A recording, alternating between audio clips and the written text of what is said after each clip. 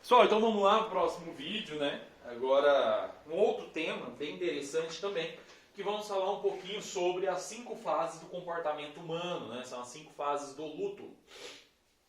Tema de fundamental importância para nós que trabalhamos na saúde, né? Já que a gente vai vivenciar isso no nosso dia a dia, né?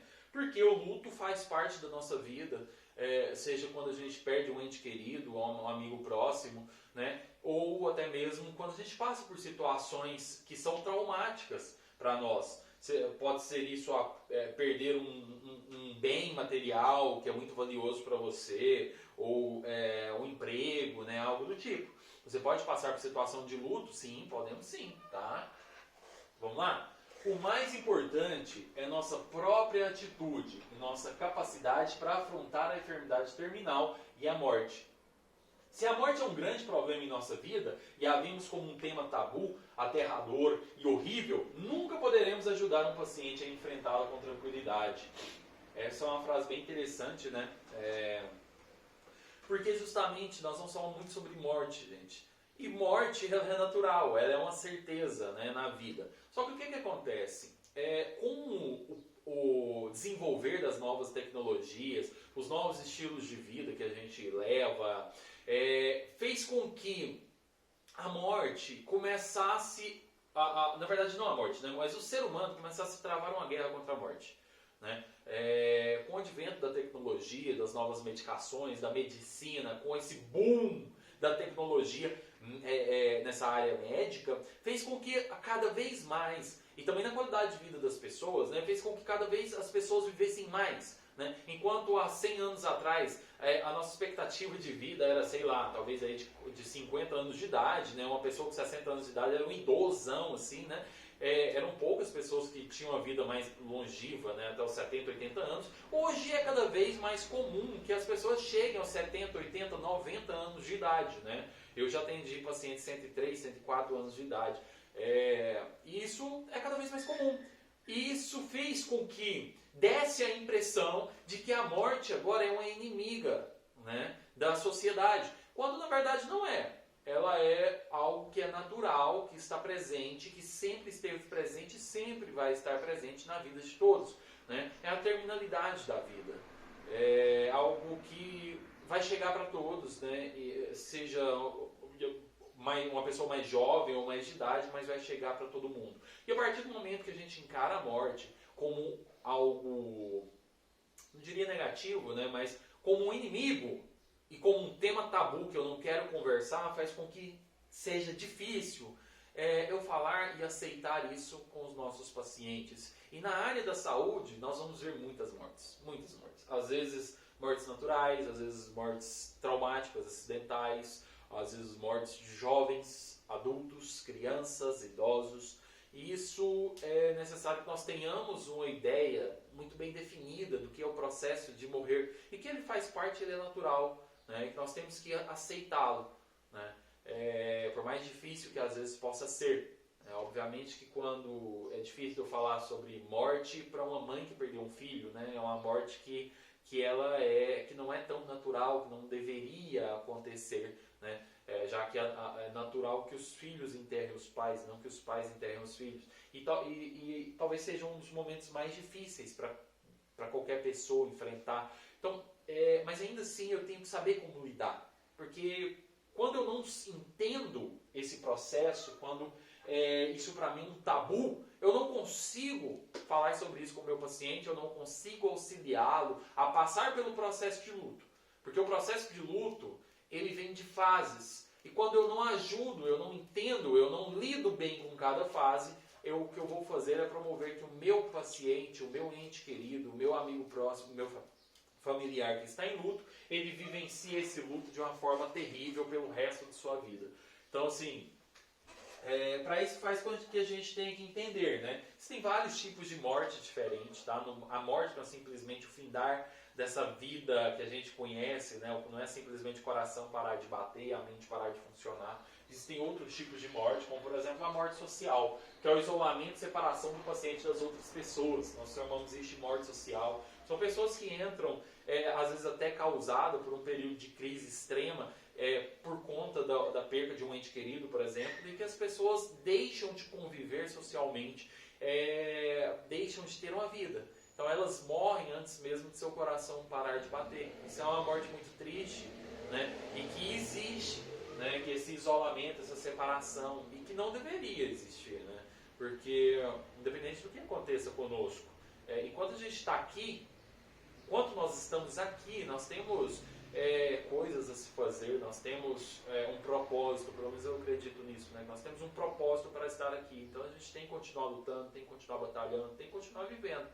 Por mais difícil que isso possa parecer ou que possa ser durante algum período da nossa vida. Tá? Existe ainda a morte psíquica, né? A pessoa aceita a própria morte e se retira dentro de si mesmo. Né? Aqui, por exemplo, acontece com alguns pacientes que estão em fase terminal de vida. Né? Pode acontecer, que é onde a pessoa sabe que vai morrer, que a doença que ela tem é incurável, mas ao invés dela aproveitar aqueles últimos meses, últimos anos, últimos dias que seja de vida, né? Ela simplesmente aceita a morte e se entrega completamente, e aquilo ali para ela acabou a vida já, mesmo antes de propriamente ter a morte, né, biológica. Isso também é algo que é um desperdício, né? Porque cada segundo que a gente está aqui, cada hora, cada minuto, ela é uma dádiva, né? A gente levanta todos os dias, a gente tem que agradecer por estar aqui. Mesmo que você não acredite, você tenha sua crença religiosa ou não, né?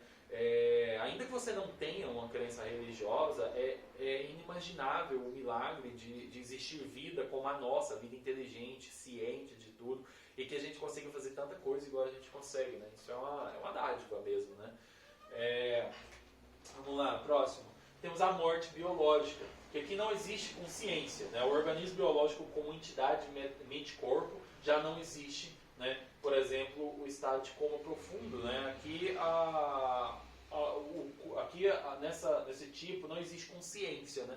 Aqui, por exemplo, os pacientes que estão, por exemplo, temos por exemplo, a morte cerebral, né? Um exemplo aqui de morte biológica, né? Pode ser não só a morte biológica, né? Mas o coma profundo. Aqui o paciente, a mente dele não tem ciência mais, não tem consciência. Consequentemente, ela não responde a estímulos externos, não tem interação interpessoal mais, né? E aqui a gente chama esse tipo de morte biológica. E temos ainda, aqui sim, a morte fisiológica, que aqui sim é a morte que a gente é acostumado, né, a falar, que é quando os órgãos vitais, como coração, pulmão e cérebro, não mais funcionam. Aqui nós temos a morte fisiológica, que é o fim mesmo, o fim pelo menos do nosso corpo, da nossa consciência, como a gente conhece mente-corpo, né? Aí algumas pessoas acreditam que existe vida após a morte, né? Aí é uma crença que ela é individual de cada um. Mas a morte fisiológica é quando encerra todos os sinais vitais do nosso paciente. Tá? Lembrando que coração parar não significa morte, tá, pessoal? Nós temos que ter ali não só o coração parando, mas também, principalmente, a mente, né, o cérebro parar de funcionar. E para isso, geralmente a gente vivencia muito o estado de luto. E o que é o luto? Luto é o trabalho pessoal, individual, para se reacomodar a uma vida diferente após a perda de alguém ou algo muito valorizado, de reaprender o mundo irreversivelmente transformado sem ela. Então, olha que interessante, gente. O que é o luto, então, segundo Jaramillo? Ele é um trabalho individual que eu tenho, que eu faço, para que eu consiga reorganizar a minha vida depois de perder algo ou alguém. Né? E que a partir dessa reorganização da minha vida, entender que a minha vida continua, tá? Então eu tenho que transformar a minha nova forma de viver sem aquilo que eu perdi.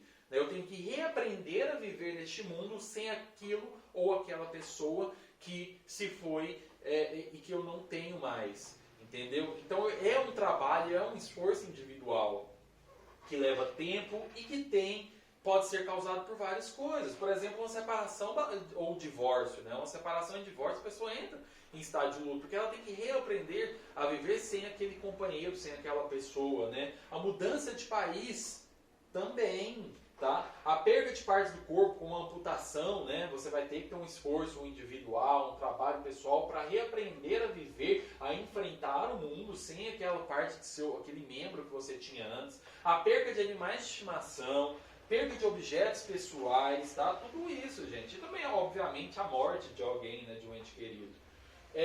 Isso vem em fases, tá? Quando a gente entra nesse estágio de luto, a primeira fase que nós temos, quando eu recebo, por exemplo, a notícia de que um ente querido meu morreu, a primeira fase do luto é a negação e isolamento. Pessoal, perdão, eu passando um bocado de som para variar. Então, primeira fase é essa negação e isolamento. Tá? O que é? Ao tomar conhecimento de sua doença, né, as pessoas reagem negando o fato, não acreditando no primeiro momento. A negação não se trata somente do acreditar na notícia, mas também nos exames, nos laudos e nas avaliações médicas. Então, por exemplo, quando a pessoa recebe o diagnóstico de um câncer terminal, geralmente a primeira resposta que a pessoa tem para aquilo é o que? É não acreditar, falar, não pode ser, isso não está certo, eu vou procurar um outro médico, uma nova opinião, vamos fazer novos exames, sabe? Isso aconteceu muito, é bem interessante agora, com essa pandemia, né? Principalmente no início, até hoje acontece, mas mais no início, onde as pessoas ainda estavam bem, nos primeiros meses, 6, 7 meses ali da doença, pessoas ainda, né, aquela loucura, pessoas morrendo no mundo inteiro, não se tem remédio, o que vamos fazer? É uma doença que não tem, a não ser o isolamento, né, essas coisas que a gente já conhece, mas é difícil a gente cercar essa doença. E de repente eu recebo um diagnóstico, eu estou com Covid. O primeiro passo de todo mundo sempre é, não, eu não estou com essa doença, eu não tenho isso, repete o exame, vamos fazer novos exames. Aí via aquela confusão, né, porque as pessoas não entendem, né, por exemplo, no caso da Covid.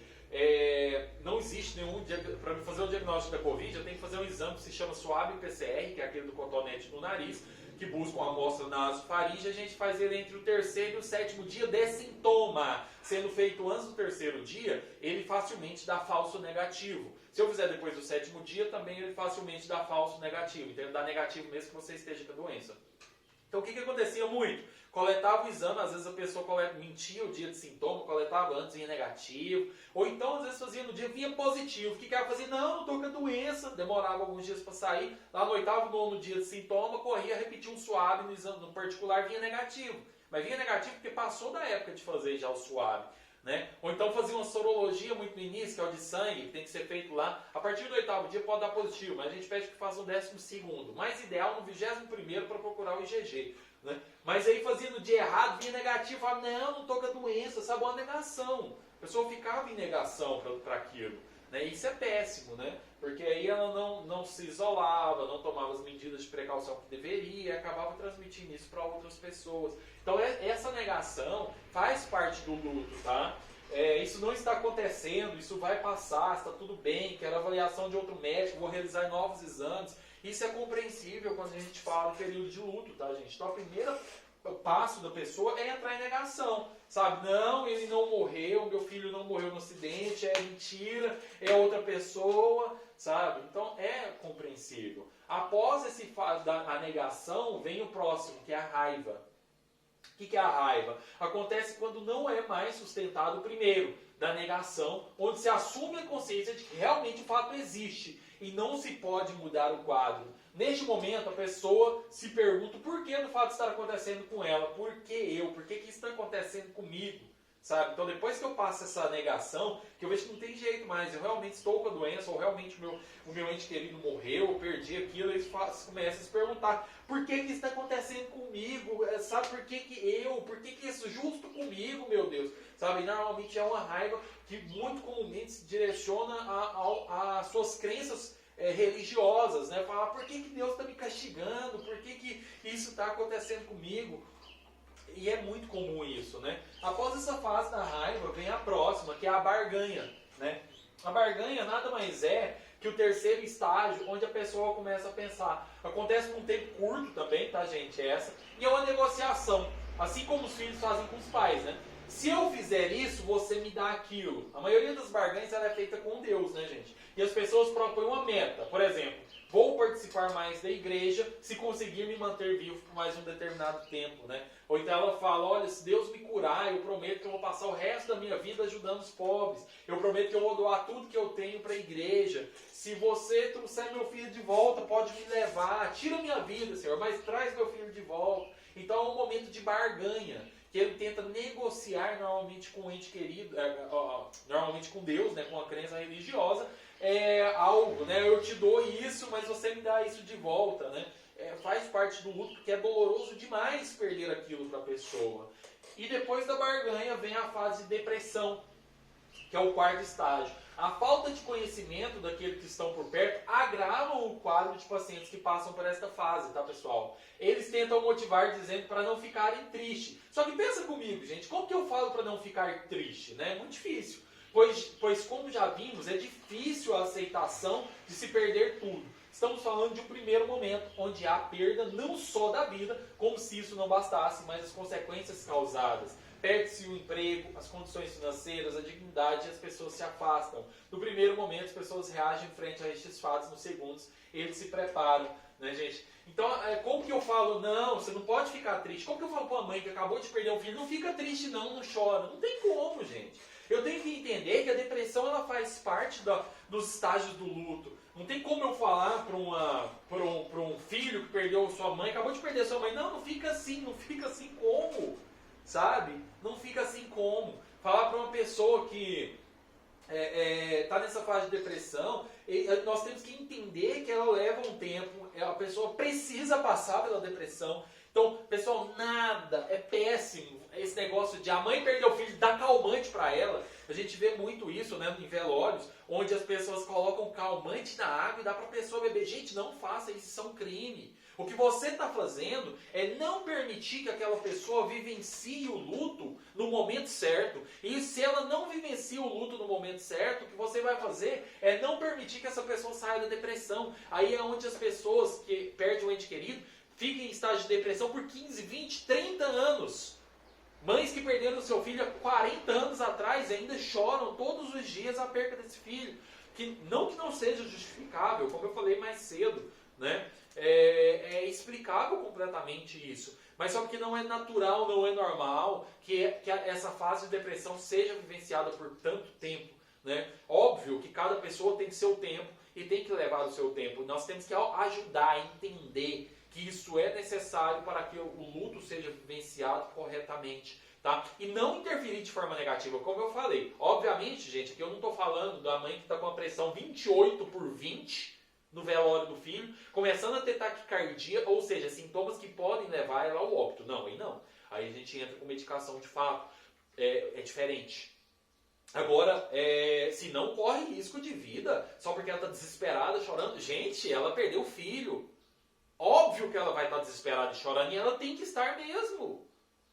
Tá? E eu tenho que entender que é necessário que ela passe por isso para que ela consiga vencer essa fase da depressão, e aí sim, independente de quanto tempo leve, ela entre na fase de aceitação. Aceitar o que aconteceu é entender, gente, que por mais que aquilo seja doloroso, a vida continua. Por mais que aquilo vai levar uma parte de mim, do meu coração, dos meus sentimentos com aquela perca, a minha vida vai continuar, o mundo vai continuar dando voltas, o tempo não vai parar e a gente vai ter que viver com aquela perca, tá? Conviver com aquilo. Então essa fase de aceitação, o referido estágio, é possível para aquelas pessoas que tiveram tempo necessário para superar as outras etapas. Então eu preciso de que tempo? É o tempo que cura, né? Não necessariamente todas as fases do estágio em uma sequência lógica, tá, gente? Mas receberam algum apoio para enfrentá-las.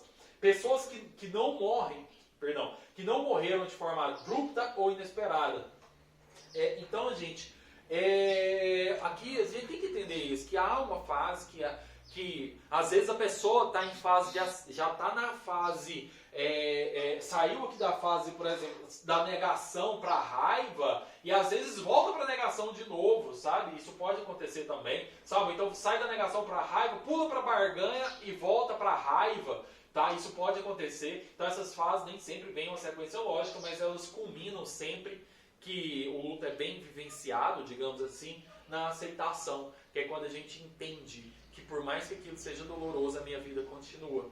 né? Que não quer, a aceitação não significa propriamente o fim do sofrimento, mas sim a aceitação daquele sofrimento e aprender a viver com aquilo, tá? E é o que a gente busca no luto, tá? Então essas são as fases do luto que a gente compreende e que tem que entender que isso vai estar, por exemplo, no meu paciente que recebe o diagnóstico, mas não só no meu paciente que recebe o diagnóstico, mas também nos entes queridos daqueles que perdem algo ou alguém, tá? Então a gente fica por aqui no nosso vídeo. Qualquer dúvida pode enviar. Vamos lá?